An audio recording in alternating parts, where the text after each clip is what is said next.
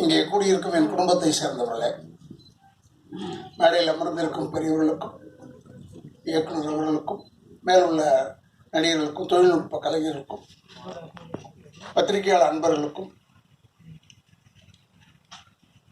என்னை ஞாபகப்படுத்திக் கொண்டிருக்கிற யூடியூப்பை சேர்ந்த அன்பு சகோதரர்களுக்கும்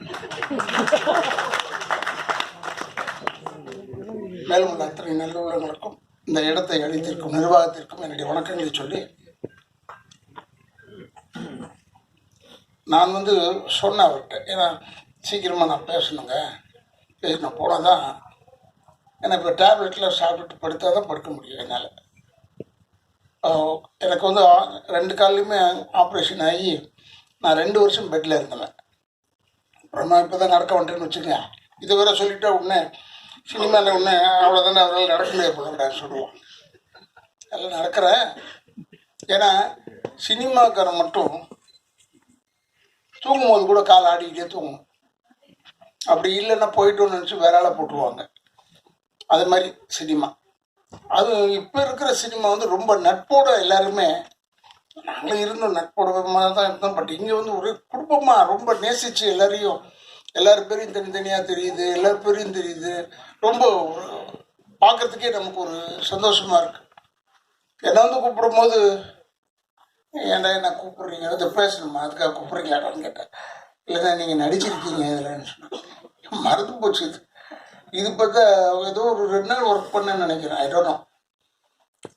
பட் இந்த டைரக்டர் ஏன் நான் பாராட்டுறேன்னா, ஜான் பிள்ளையாக இருந்தாலும் ஆண் பிள்ளையாக இருக்கிறார். ரொம்ப ஆள் சைஸ் தான். அதே மாதிரி தமிழ்துறை எப்பவுமே நான் பேசுவேன், இந்த படத்தில் ஏதோ அவர் தானே ப்ரொடியூசர், அவர் பேர் ஏன் வரல, ஏதோ ஒரு ஒய்ஃப் பேரை போட்டிருக்காங்க போலன்னு நினச்சிக்கிட்டு என்ன பார்த்தா படத்தில் கேரக்டருக்கு பேரே தமிழ்துறை.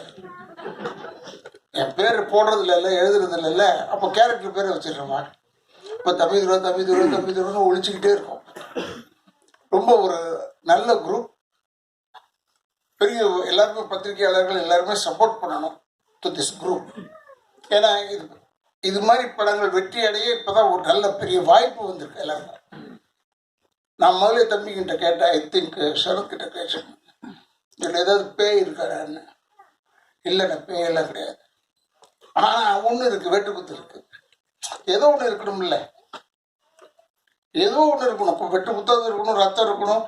ஆனானப்பட்டு எங்கள் ரஜினி சாருக்கு வெறும் ரத்தமாக இருக்கு படத்தில் இல்லை.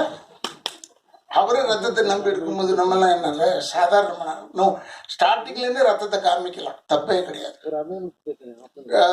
ரொம்ப நல்ல இந்த படம் வந்திருக்கும்னு ஒரு எதிர்பார்ப்பு இருக்குது. டெஃபினட்டாக தேட்டரில் பார்க்குறதுக்கு இன்னும் பிரமாதமாக இருக்கும். இருக்கிற பத்திரிகையாளர் நண்பர்களுக்கு சொல்கிறேன், தயவுசெய்து இந்த தேட்டரில் பார்க்க சொல்லுங்கள் ஜனங்களை. ஏன்னா இந்த ஓடிடி பிளாட்ஃபார்ம் அது என்னென்னமோ சொல்கிறாங்க, இங்கிலீஷில் சொல்கிறாங்க. இதில் ஆனால் ஒவ்வொரு பாட்டு அப்படி தான் பார்த்தேன். ஒரு பாட்டு ஆங்கிலத்திலேயே பாடியிருக்காங்க. எனக்கு புரியல யார் பாடியிருக்காங்க. அதுவும் நீங்கள் தான் பண்ணீங்களா? அது ஆங்கிலத்திலே பாடுறாங்க. இந்த அளவுக்கு வந்துருச்சு இப்போ. ஸோ என்னடா டைட்டில் மட்டும் இவ்வளோ அசிங்கமாக வைக்கிறாங்களே படத்துலன்னு நான் யோசித்தேன். பார்த்தா பாட்டு ஆங்கிலத்தில் பேசியிருக்காங்க. ஸோ இனிமேல் நம்ம இம்ப்ரூவ்டு, அதாவது இந்தியாவுக்குள்ளே ரிலீஸ் ஆகலன்னா கூட பரவாயில்ல, வெளியே போய் ரிலீஸ் ஆனாலும் இங்கிலீஷ் புரியும்ல எல்லாருக்கும்.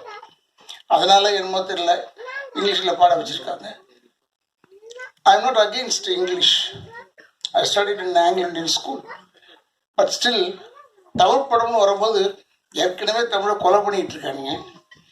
அதில் வேறு இப்போ ஒரு ஆங்கில பாட்டு அது இதுன்னு வச்சு ரொம்ப தமிழை கொண்டாடாதீங்க, இல்லாமல் ஆக்கிடாதீங்க. இப்போ எப்படி தமிழ்துறை பாருங்கள், சுயநலமாக தன்னுடைய பேரை ஹீரோக்கு வச்சு விட்டார். அது மாதிரியாவது இருக்கணும், ஒரு சுயநலம் வேணும்ல, இல்லைன்னா இது முடியாது. டெஃபினட்டாக இது பெரிய வெற்றியாகும். ஐ திங்க் 12th ரிலீஸ் நினைக்கிறேன் இந்த படம். இல்லை ஏதோ ஒன்று தேட்டர் எப்போ கிடைக்கும் போது போங்க. ஏன்னா இப்போல்லாம் பேப்பரை திறந்தா போதும், டெய்லி 2 படம் பார்த்துக்கிட்டே இருக்கோம். அதில் அது மாதிரி இல்லாமல் இந்த படம் பெரிய வெற்றியாக அமைய வேண்டும்.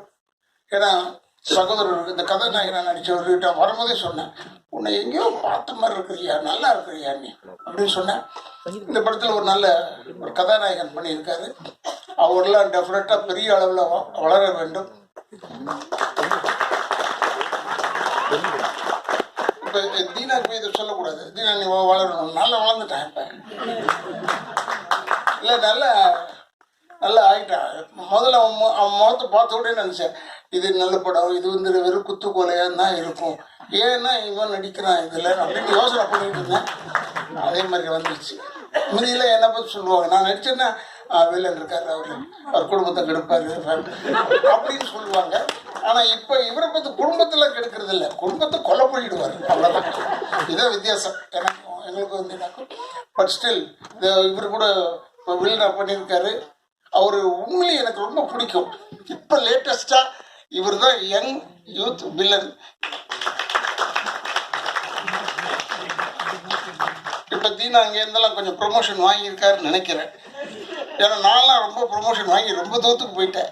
நான்லாம் இப்போ ஆர்டர் பண்ணுறதோட சரி, இப்போ எவ்வளோ கொலை பண்ணு, இந்த குடும்பத்தை அப்படின்னு ஆகிட்டேன். ஏன்னா நம்மளால முடியல. இன்னும் கொஞ்சம் தீனா இருக்கார் போல இருக்கு, இன்னும் கொஞ்சம் போய் அவரே போய் கொள்கிற அளவில் இருக்காருன்னு நினைக்கிறேன். But anyway I really appreciate. நம்ம ஏன்னா சில பேர் முகத்தை பார்க்கும்போது நல்ல இடத்துக்கு கூப்பிட மாட்டாங்க பொதுவாகவே. என்ன அச்சமில்லை படம் பண்ணும்போது டைரக்டருக்கு கேபி சார்கிட்ட போய் நான் எப்பவுமே அட்வான்ஸ் வாங்குறது அவர்கிட்ட வாங்குவேன். படம் தர மாட்டாங்க, இருந்தால் கூட அவர்கிட்ட தான் போய் வாங்குவேன், சண்டை போட்டாவது வாங்கிடுவேன். அது ஒரு ஒரு எனக்கு ஒரு ப்ராக்டிஸ். நான் ஃபர்ஸ்ட் படம் மண்மொழியிலேருந்து அவரோட ஒர்க் பண்ணிட்டு இருக்கேன். அப்போ அவர்கிட்ட போய் கேட்டேன். நான் கேட்டதுக்கு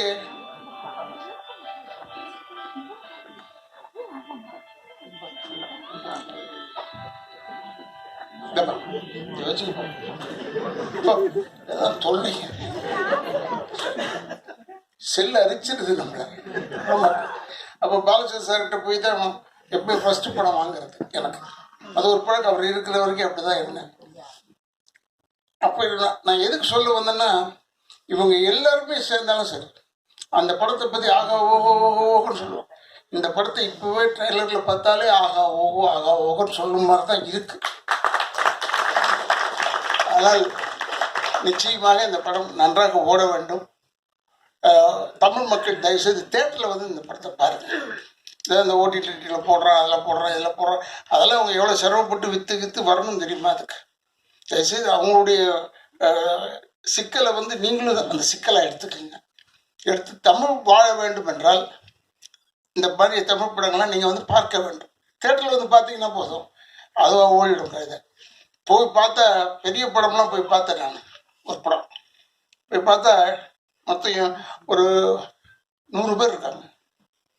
5000 பேர் உட்கார வேண்டிய இடத்துல 100 பேர் இருந்தால் எனக்கு பயம் வருமோ வராதா? ஐயோ நம்ம மட்டும் தனியாக உட்காந்துருக்குமே இந்த பக்கம்னு நினச்சேன். அப்படிலாம் இல்லாமல் நீங்கள் இந்த படத்தை வந்து தேட்டரில் வந்து பாருங்கள். பெரிய வெற்றி அடைய வேண்டும் என்று எல்லாரையுமே வாழ்த்துறேன். எனக்கு பேர் வந்து ஒருவேளை உதட்டளவில் மறந்திருக்கலாம், உள்ளத்தளவில் மறக்கவில்லை என்று சொல்லி விடைபெறுகிறேன். நன்றி, வணக்கம்.